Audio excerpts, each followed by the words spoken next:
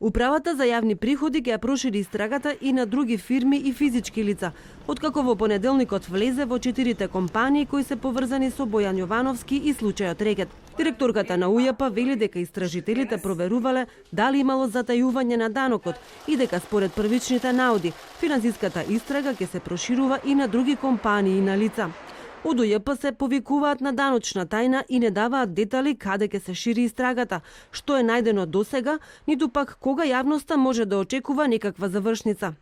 Освен Меѓународниот сојуз, контролата се прави и во телевизијата 1 ТВ, БМЈ Медија Груп, која е собственик на телевизијата, како и во Томато продукција, во чии простории се сместени фирмите. Од УЈП велат дека засега компаниите добро соработувале со даночните инспектори и нема потреба да се запленува документацијата. Контролата се правела во просториите на фирмите. Во меѓувреме, случајот Рекет и вмешаноста на Катица Јанева привремено стопира дел од случаите на СЈО, но ја забрза работата на собранието.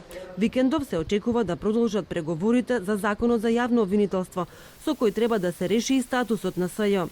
Извори од СДСМ велат дека големи се шансите да се постигне договор со опозицијата, но ако тоа не се случи, тогаш СДСМ очекува на 10 септември да се гласа законот во собранието, иако проценката е дека се мали шансите да се постигне двотретинско мнозинство. Доколку нема договор, после 15 септември владеачката партија смета дека Советот на јавни обвинители треба да назначи вршител на должност на СЈО. Власта тврди дека нема да се пазари за предвремени избори за да помине законот во собранието.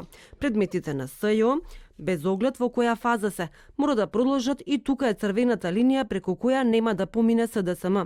10 амандмани на законот веќе се прифатени и од владата и од пратениците од сите партии.